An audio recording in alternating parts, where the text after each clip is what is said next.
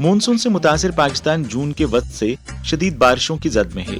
जून के वक्त से जुलाई के आखिर तक शदीद बारिशों और इसकी सानवी आफात ने खास तौर पर बलूचिस्तान में 300 से जायद अमवात और तकरीबन 10,000 मकानात को नुकसान पहुंचाया था। पसमानदा इंफ्रास्ट्रक्चर और खिदमात, नालियों और पुलों की रुकावट, सीवरेज सिस्टम के गिरने और पानी जमा होने का बायस बनती हैं।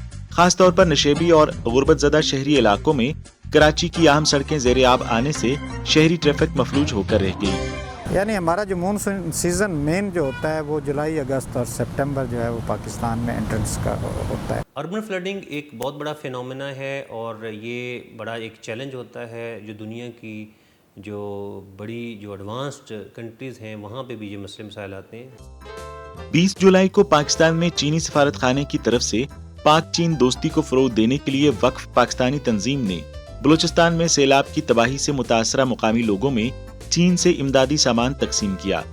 इमदादी सामान में तकरीबन 1000 फूड पार्सल शामिल हैं, जो आरजी कैंप में मुकीम 800 से जायद मुतासरीन की खुराक की हंगामी जरूरियात को पूरा कर सकते हैं। इसके अलावा चूंकि मुकामी बिजली की तरसील का सामान शदीद बारिश से तबाह हो गया था, इसलिए 300 छोटे शमसी तवानाई के जनरेटर भी वहां भेजे गए थे। मादी एहतियात के अलावा मुल्क को दरपेश मौजूदा मुश्किलात के पेश नजर पाकिस्तान चीन के कौन से तजर्बे को हवाले के लिए इस्तेमाल कर सकता है? हमारे यहाँ प्रॉब्लम ये है कि हम उस सैलाबी पानी को प्रॉपरली यूटिलाइज़ नहीं कर सकते और इवन इन अर्बन सेंटर्स भी अब तो ऐसी टेक्नोलॉजीज़ आ गई हैं। चाइना में वो स्पॉन्ज सिटी का कॉन्सेप्ट है जहाँ पे वो जो पानी होता है उसको ज़मीन के अंदर through leakage in the soil वो उसको स्टोर कर लेते हैं और जब वो ड्राई हो जाती है तो वो दोबारा स्पॉन्ज की तरह एक इफ़ेक्ट आपको देता है और वो वाटर रिलीज़ करता है एटमॉस्फेयर में। चीन में स्पंज सिटी का तस्वर आहिस्ता आहिस्ता ज्यादा से ज्यादा शहरों पर लागू किया गया है। शहर बारिश के वक्त पानी को जज्ब करने, जखीरा करने, सीप करने और साफ करने वाले स्पंज की तरह हैं। जब जरूरी हो जखीरा शुदा पानी छोड़ दिया जाता है और शहर में बारिश के पानी की आजादाना नकल मकानी का एहसास करने के लिए इस्तेमाल किया जाता है।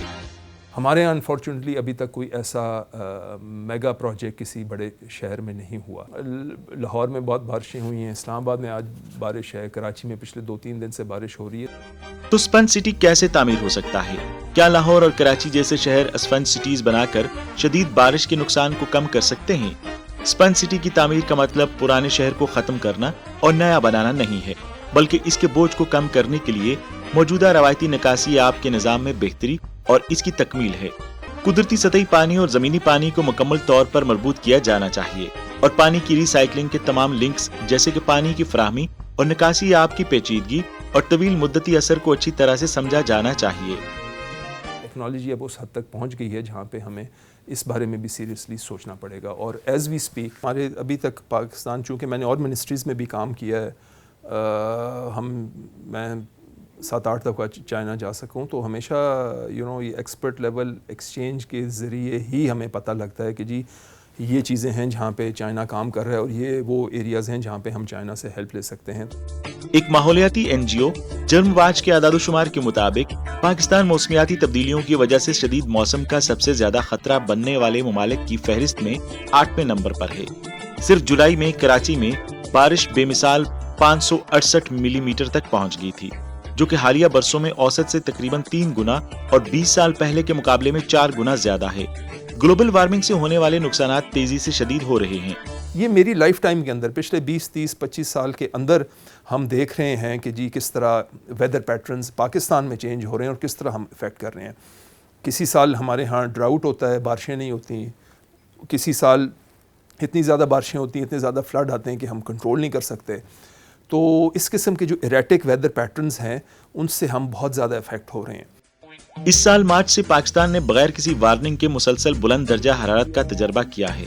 अप्रैल में कई दिनों तक दर्जा हरारत 45 डिग्री सेंटीग्रेड से ज्यादा तक पहुंच गया और पाकिस्तान के शुमाली हिस्से में 50 डिग्री सेंटीग्रेड से बढ़ गया।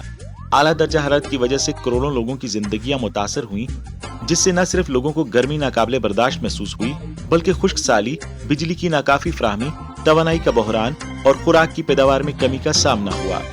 हर साल बल्कि हर रोज़ दुनिया में मुख्तलिफ जगहों पे टेम्परेचर लिए जाते हैं, coldest place on earth and hottest place on अर्थ।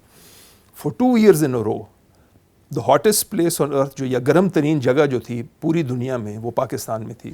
وسطی پاکستان کے شہر جیکب آباد کو ایک بار پھر دنیا کا گرم ترین مقام قرار دیا گیا. اس کا درجہ حرارت 50 ڈگری سینٹی گریڈ سے تجاوز کر گیا اور یہاں تک کہ ایئر کنڈیشننگ بھی بیکار ہو گئے.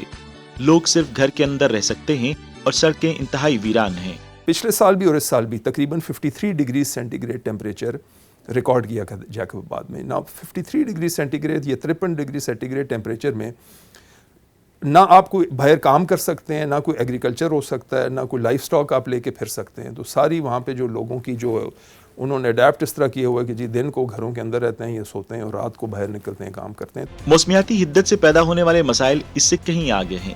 غیر معمولی طور پر بدلتے ہوئے درجہ حرارت نے کئی پہاڑی علاقوں میں گلیشیئرز کے پگھلنے کا عمل تیز کر دیا ہے، جس سے راتوں رات 3000 سے زیادہ برفانی جھیلیں بنتی ہیں، جن میں سے 33 اپنے کناروں سے ٹوٹ سکتی ہیں.